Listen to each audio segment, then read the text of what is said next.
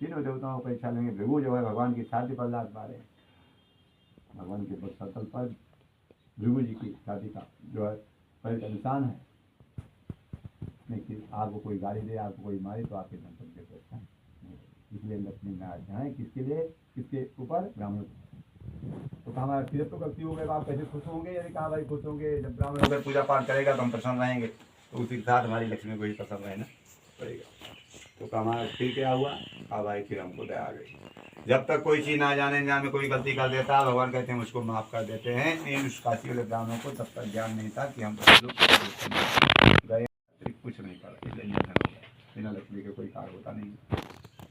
जब घर में कुछ नहीं हमारे आप क्या किसी के, तो एक ही चारा है, लोग अपनी जीविका चलाने के आते हैं, जीविका चलाने के लिए क्या करते हैं? भीख मांगते हैं। काशी वाला ब्राह्मण इतना निर्धन हो गया कि दर दर भटकने लगा, सुबह से लेकर शाम तक भिक्षा मांगे। इसे जो कुछ पावे इसे आकर के अपने खाने पीने दो। भगवान सब जान रहे हैं। भगवान बूढ़े ब्राह्मण का रूप धारण कर रास्ते मिले, जिस रास्ते भिक्षा मांगने वो निकला हुआ था। भैया कहाँ जा रहे हो? अरे कहा महाराज हमारा जो नित्य का पैसा है उसी करने जा रहे हैं। नित्य पैसा क्या है? क्या हमारा सुबह से निकले शाम तक भिक्षा। अरे भैया भिक्षा मांगना नित्य का पैसा थोड़ा है। ब्राह्मण का नित्य कर्म हो चाहे संध्या गात्री करना। कहा महाराज आप तक किसी वेद में हमको ऐसा बताया नहीं। कहा भैया हम तुम्हें ज़्यादा नहीं बताते, लेकिन इतना बताएंगे, अगर तुम मेरी संत महात्मा की बात मानो और अपनी दुर्दैता दूर करना चाहो तो जाओ इस समय कल काल में सत्यता की पूजा करो। कहा ठीक है महाराज, हम पूजन करेंगे, लेकिन हमको आप पूजन की विधि बताइए। सारी विधि को बता दिया, जैसे कि हमने बताया पहले अध्याय में क्या क्या लगता है, कैसे करना चाहिए। सारे दिन में भी मांगा, प्रभु की दया से उस दिन भिक्षा में ज़्यादा पाया। सब समाज जाकर उस दिन सिद्धा भक्ति से जब भगवान नारायण के पूजन कथन को सुना, तब प्रभु की दया हो गई कि काशी वाला ब्राह्मण धनवान हो गया। जो सबकी लगा दो, सबकी लगा दी।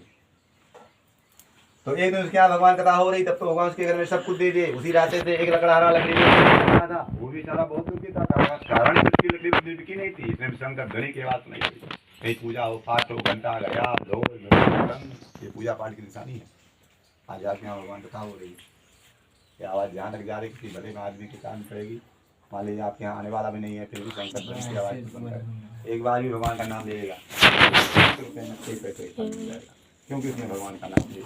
तो शंकर ध्वनि की आवाज़ सुना था, भाई मुझे मालूम पता कि देवता कहीं पूजन हो रहा है। कहाँ से आ रहे हैं महाराज? इस समय कहाँ से आ रहे हैं आप तो सब जानते हैं। क्यों? क्योंकि आप तो अंतर्यामी हैं, लेकिन आपकी आदत है कि आप अपने भक्त के मुख से पूछना। कहीं जो बताओ चाहिए उसको पहले आप जानता हो, उसको तो आप पहले ही जान रहे हैं। इस समय मृत लोग से आ रहे हैं। मृत लोग भी प्राणी समय बहुत दुखित है, घोर कल काल लग चुका। भगवान ने कहा बेटा तुम संसार की भलाई के लिए हमारे पास आए हो, इसलिए हम तुमसे जरूर बताएंगे। इस कलयुग में मेरी पूजा सत्यता की होगी। जो सत्य सत्य बोलेगा उसी घर में हम रहेंगे। इसलिए प्रभु का क्या नाम है? सत्यनारायण। महाराज आपने तो बहुत बढ़िया बात बताई, फिर आपने पूजन की विधि बताई। अरे कहा भैया जिस दिन भावना प्रकट हो जाए, जिस दिन सिद्धावती आ जाए, उस दिन कम ही खर्चा में विशेष करके गेहूँ के आटे को ले आओ, इसको भुना डालिए, मेवा मिला लीजिए, मीठा मिला लीजिए। गेहूँ का आटा उस दिन नहीं है मौके पर, तो चावल का आटा लाइए, उसको इस तरीके कर लीजिए। वो भी नहीं है तो रवा लाइए, रवा को भुना डालिए, मेवा मिला लीजिए, मीठा मिला लीजिए। वो भी नहीं है तो बतासा है, लड्डू है, बर्फी है, कोई भी मीठा वस्तु हमको भोग में रखा हुआ है। विशेष करके केले का फल हो, क्योंकि भगवान विष्णु का होता है।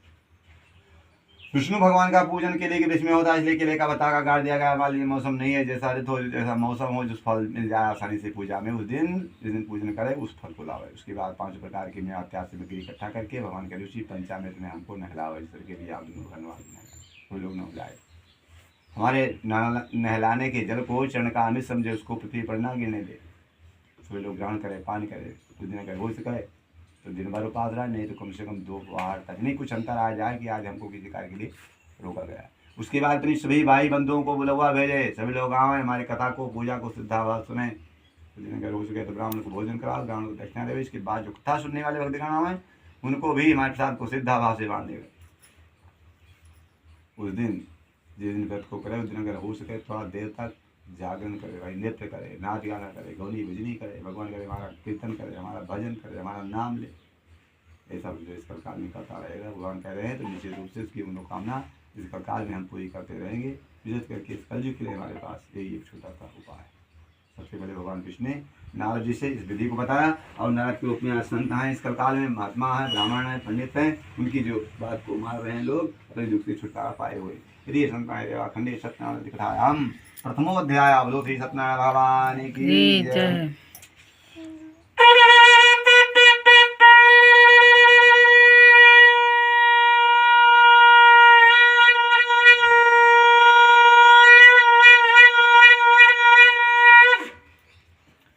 अब दूसरे अध्याय में फिर नारद जी ने कहा महाराज आपने तो बहुत बढ़िया बात बताई। तो महाराज ये बताइए आपके पूजन को आज तक किसी ने किया भी है? किस पूजन बाबात्म नाम कर ध्यान गते बुद्धि स्वाहा सिद्धार्थां कुलजन प्रभवत लज्जा तां तां नराज में परिपालय देवी विष्णु स्वाहा राधा राम करा दिन करो राम रत्न वगैरह कुंडलो हर्षं स्वाहा द्रव्या धूर्य सुने स्नान रक्तोपलार्चन भौतिक प्रेषं स्वाहा साधारण माय माय काज चंद्रमंडल संवासुर्वण दय दिनादक्षां स्वाहा ब्रह्मन नरुद्मनि मोहन सेविराम चंद्र समस्तुर मूर्तमणि कृपां स्वाहा राधा भजाम भजताम भला जाति धात्री सम जगताम धूता भंतिम स्वाहा अनुसार बंधन में रहे भूतांग मायम परम समदगम में परस विष्णु स्वाहा।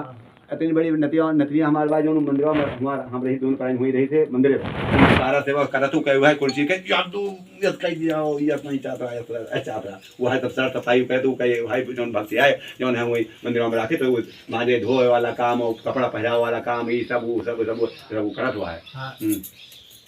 सच्चिदानंद स्वरूपाय विश्वसत्याधिपते तापत्रय विनाशाय श्री कृष्णाय वै नमः स्वाहा यं द्रव्यजंत मनपेतं पेतकृतं द्वैपायनो विराका तर्वाजहौ स्वाहा पुत्रेत तन्मय तया तयो सर्वो अभिनेदुवस्तं सर्वभूत हृदयं मुनिमानितोऽस्मि स्वाहा सच्चिदानंद स्वरूपाय विश्वोत्पत्त्याधिपते तापत्रय विनाशाय श्री कृष्णाय वै नमः स्वाहा श्री लड्डू गोपालाय नमः स्वाहा ओम श्री कलशेत्य देवताभ्यो नमः स्वाहा श्री सूर्यादि नवग्रह देवताभ्यो नमः स्वाहा ओम गणेशोयाय नमः स्वाहा ओम सोम सोमाय नमः स्वाहा ओम अंगारकाय नमः स्वाहा ओम भूम बुधाय नमः स्वाहा ओम ब्रिंग बृहत् और थोड़ा छोड़िए और थोड़ा एकदम तुम्हें नहीं ओम ब्रिंग बृहस्पतये नमः स्वाहा ओम शुंग शुक्राय नमः स्वाहा ओम नीलांजन समाभासं रविपुत्रं नमामि छाया मातर संभूतं तं नमामि शनिश्चरम् ओम श्री शनिश्चराय नमः स्वाहा ओम राम रावे नमः स्वाहा ओम कें केतवे नमः स्वाहा ओम सर्वभ्यो देवेभ्यो नमः स्वाहा सर्वभ्यो ब्राह्मणभ्यो नमः स्वाहा सर्वभ्यो ब्राह्मणपत्न्यभ्यो नमः स्वाहा